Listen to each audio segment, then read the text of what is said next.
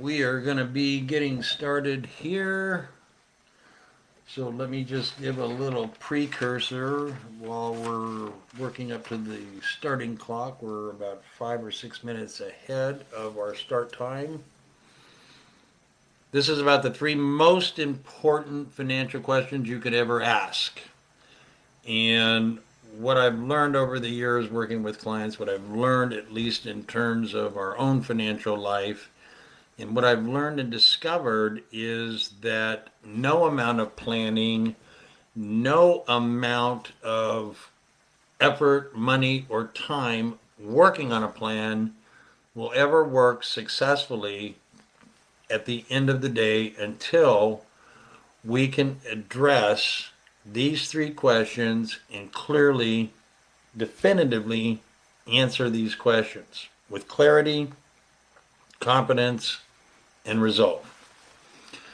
And we'll get into the questions, but let me just say for conversational purposes, what we're really talking about here is how do we really determine where we are financially? How do we determine that? And at the end of the day, how we determine that is in large part by how we answer these questions. And I think a lot of the issue really comes down to not so much the answer as much as the clarity that the answer has. And oftentimes we struggle with trying to figure out, well, where am I financially?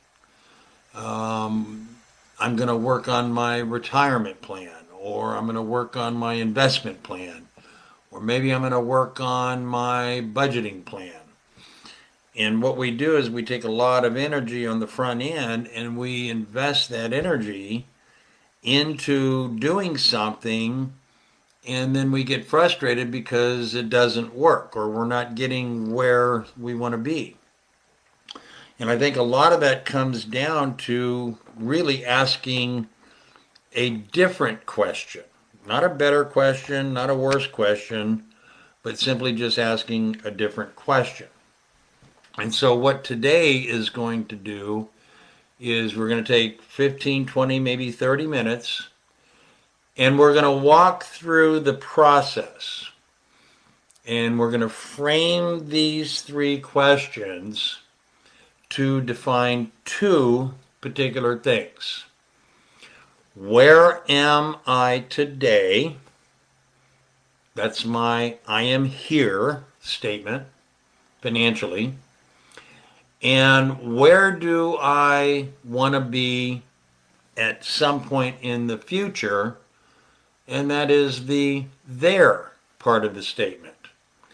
I am here financially today, and I desire to be there financially 2 years from now, 6 months from now, 90 days from now, 20 years from now when I retire. Whatever amount of time that there is, at least we understand that we've done two things. We've decided that we know where we are. We're here today financially.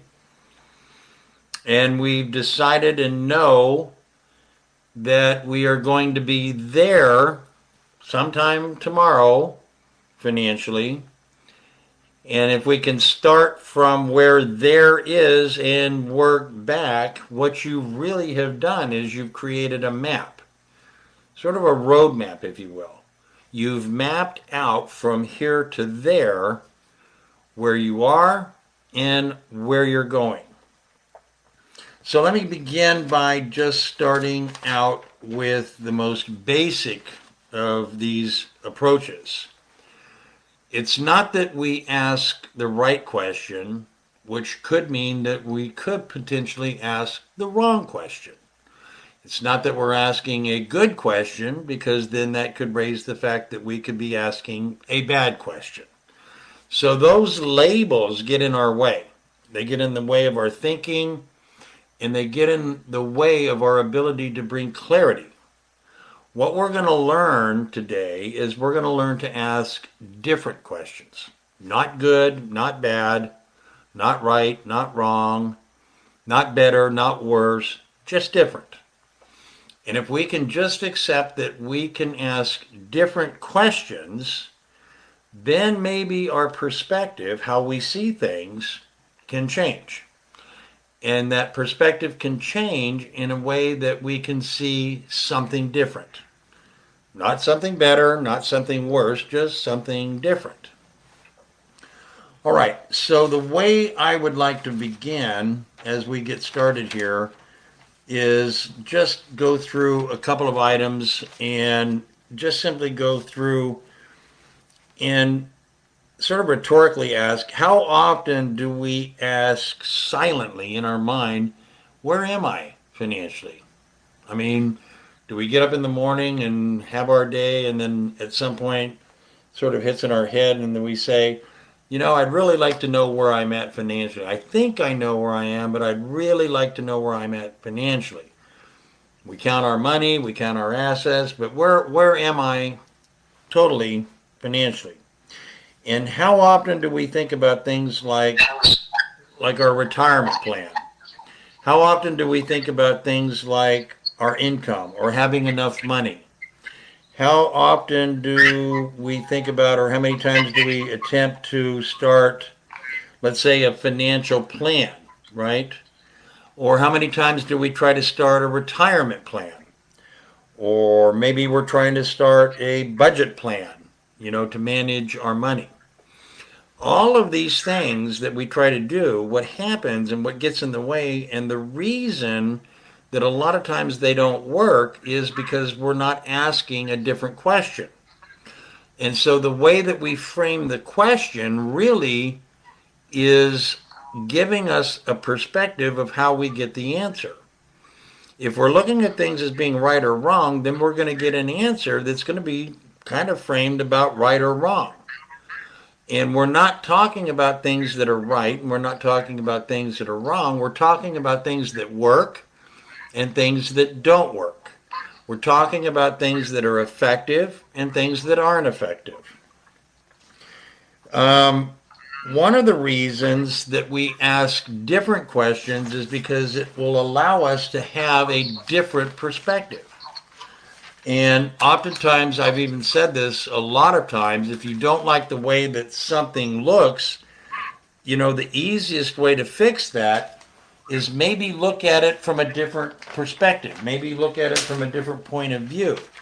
Maybe when we change our point of view, then we can see something different. And the easiest example is you're standing on the street and you're looking at a building from the street side, and you have one perspective of that building.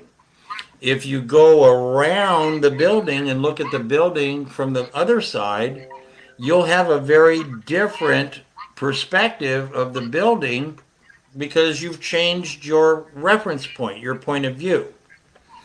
Your money works the same way. Your understanding or your perspective shapes your beliefs and your opinions about your money.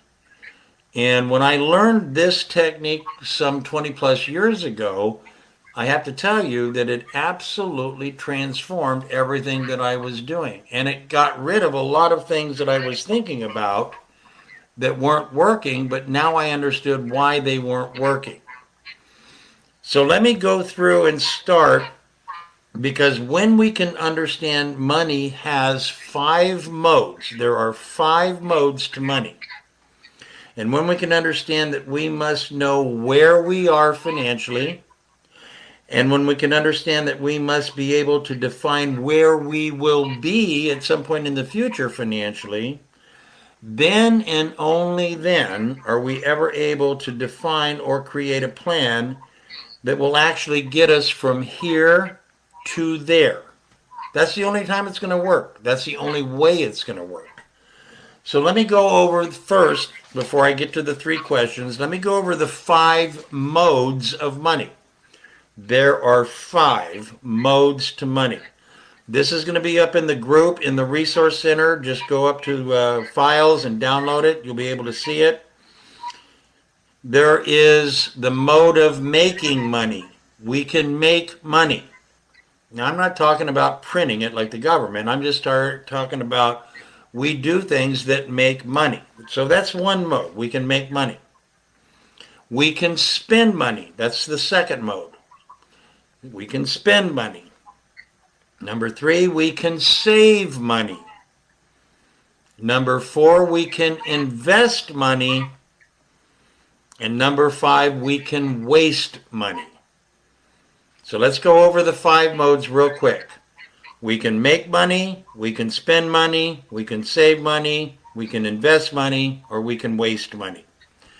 Any time that you are interacting with your money, you need to ask a different question, starting with, what mode am I in about my money that I'm about ready to do something about? Am I in the making money mode? Am I in the spending money mode? Am I in the saving money mode? Am I in the investing money mode, or am I in the wasting money mode? You have to know what mode you're in, because that tells you you are here right now in the mode of making money. And you set your mind, the mindset, that your focus is on making money. If you're wasting money, that's the mode you're in, and at least you are now aware that you may be doing things that are wasteful with your money, and that gives you the awareness to be able to make a choice to do something different. Not better, not worse, just different.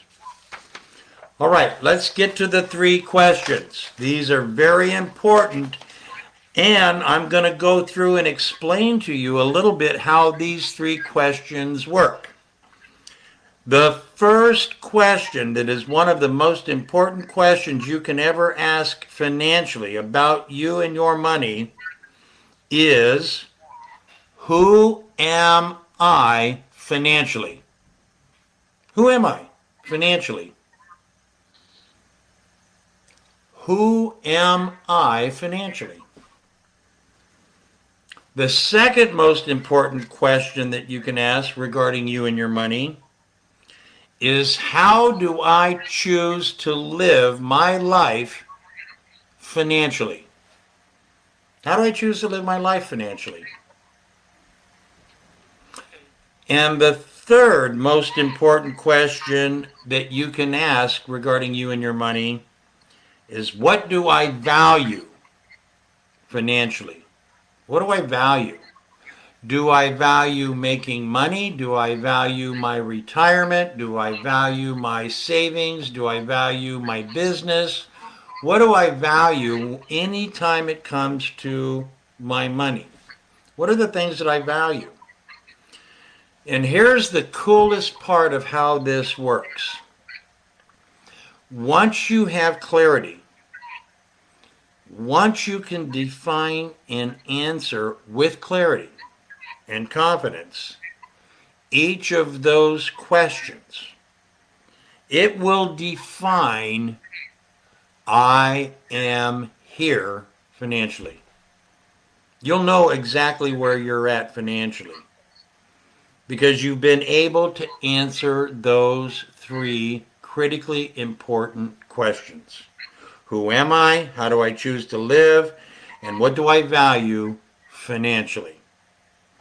Now, once you define that, and it tells you I am here financially, it allows you to also then define where you want to be there at some time in the future. 1 day, 1 week, 1 month, 1 year, 5 years. It allows you to say, I am here and I desire to be there in 5 years. And what that then allows you to do is to create a roadmap working back from there backwards to here. That's what we call your financial map. You're creating a map that takes you from here to there. And I understand it sounds pretty simple, but I also understand that you really have to understand what this really means. This means you have to have a different conversation with you, with yourself, your spouse, your partner, whatever. And it really means that you have to ask that question in a way that gives you not judgment, not good, not bad, not right, not wrong. It gives you insight into the relationship that you have with your money. And a lot of times, and I tell you, it's one of the saddest things that I see. We were talking about it on the Power Meet this morning, and over 70%, I think 73 or 75, something like that, percent of the people in this country have less than $2,500 in the bank. And we've got 330 million human beings in this country. And to have that many, over 200 million, that don't even have the $2,500 if an emergency came up financially, that's sad. But the literacy and the knowledge and the skill that we have about our money in this country is really pretty sad also.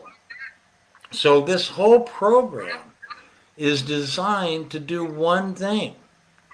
It's really allowing you to get your wealth on, create whatever wealth, whatever financial life that you want, but it has to start somewhere. It starts with the 5 modes of money, and it also starts with the 3 questions.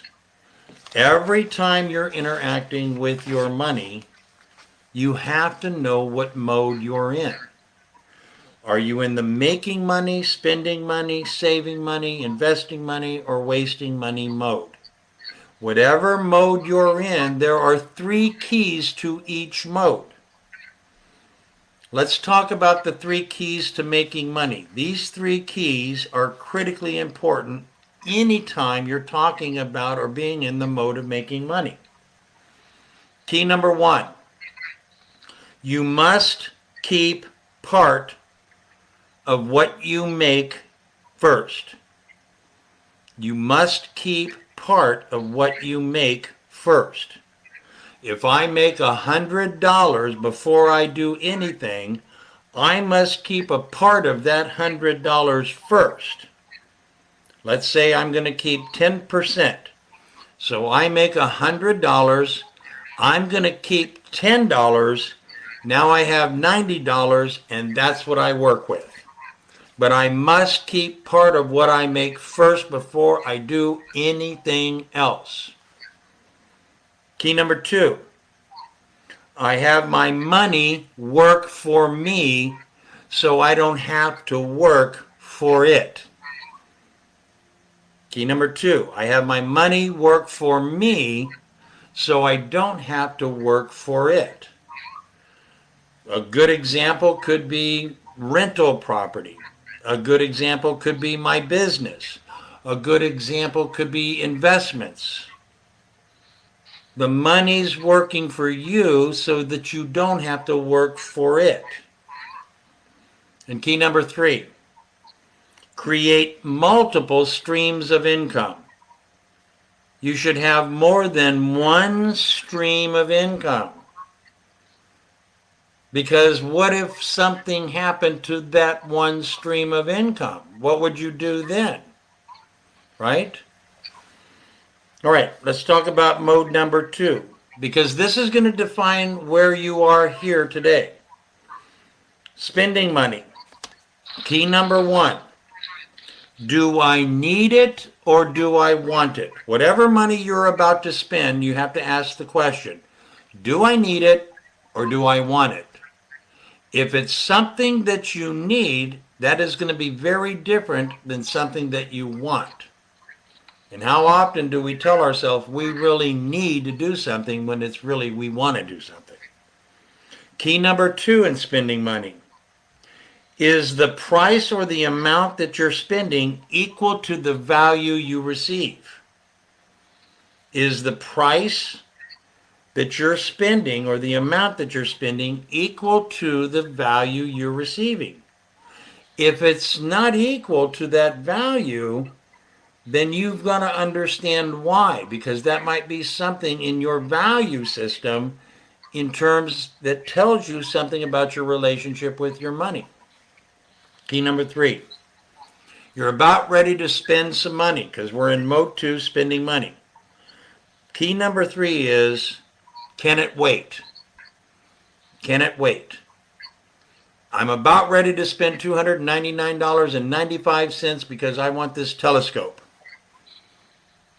I clearly want it. I don't need it, but I want it. Now my next question is, can it wait? Yeah, I'm thinking it can wait. I'll wait another month and see if I still want it. That is the barrier that gets in the way, and then we get into this mode where we're just impulse buying and impulse spending. So mode number 1 is making, mode number 2 is spending. Now let's go to mode number 3, saving money. Key number 1 in saving money is you take a reserve of every dollar that you receive.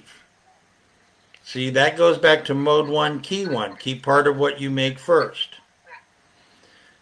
Take a reserve of a percentage of every dollar you receive.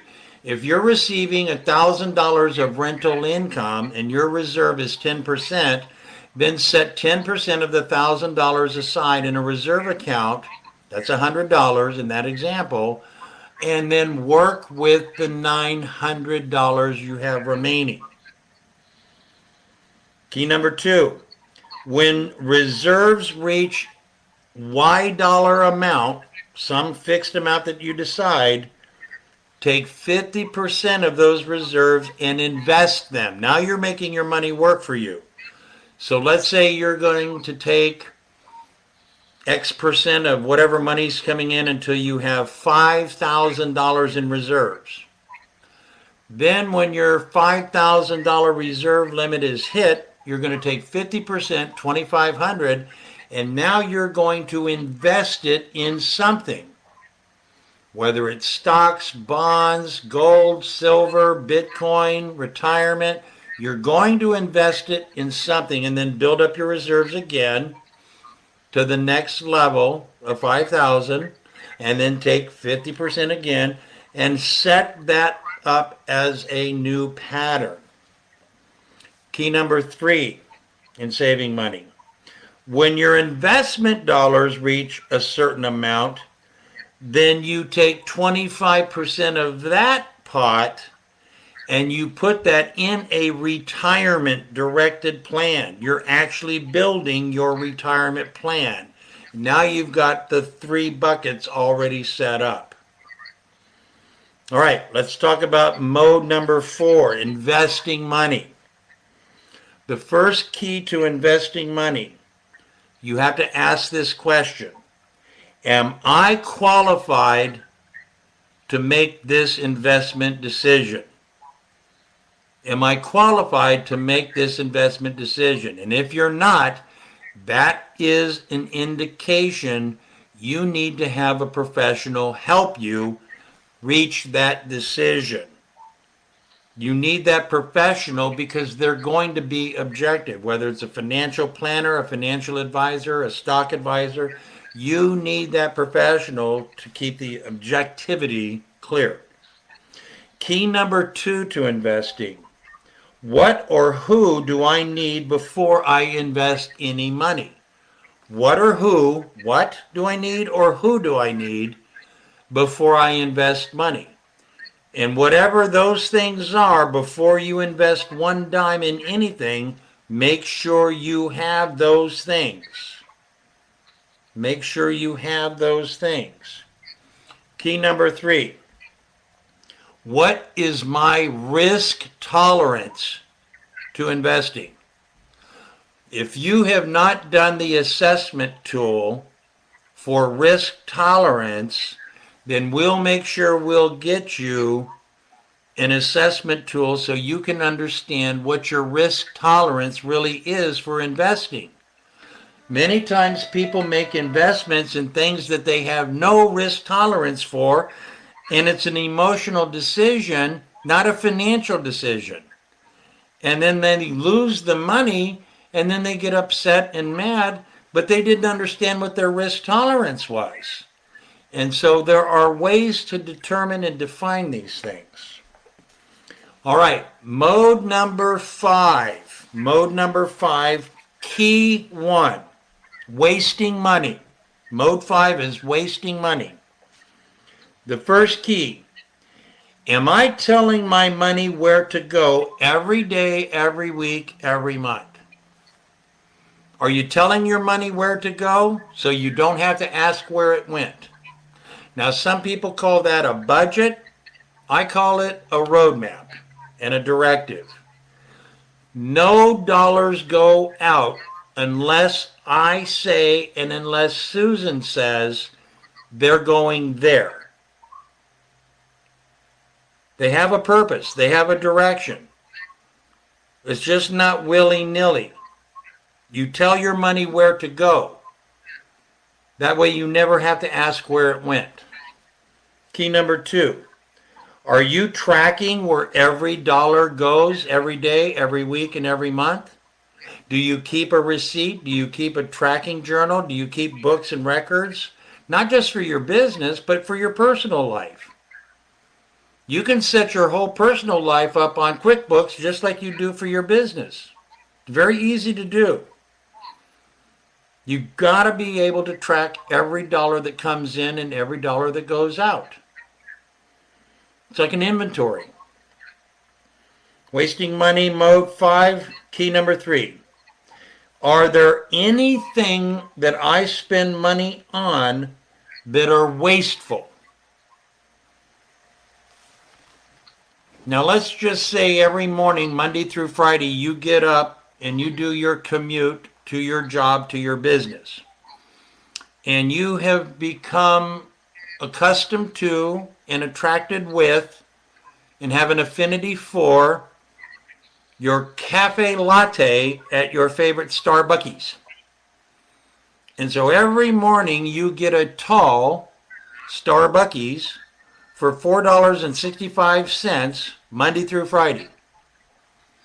If you add that up over the year, you've spent $1,000, more than $1,000 on lattes.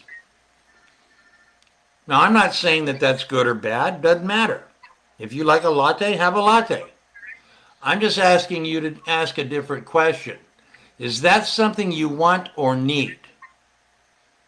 Because that $1,100 could pay off a credit card. That $1,100 could go to work for you in your retirement plan. That $1,100 could be something that's working for you in your investment plan. And so you then start asking different questions. Not better, not worse, just different. All right, let's recap real quick. The 3 most important questions are, who am I financially? How do I choose to live my life financially? And what do I value financially? The 5 most important modes of money are making money, spending money, saving money, investing money, and wasting money. This is the most important thing that you can ever do regarding your financial life. My name is James Harnsberger, Wealth by Design. I want to thank you for watching. I want to thank you for engaging. Go up, join the group if you're not already in the group. If you're in the group, go into the Resource Center. The video will be there and all of these tools will be there. And let's start having a different conversation. Have an awesome day and I will see you soon. Take care.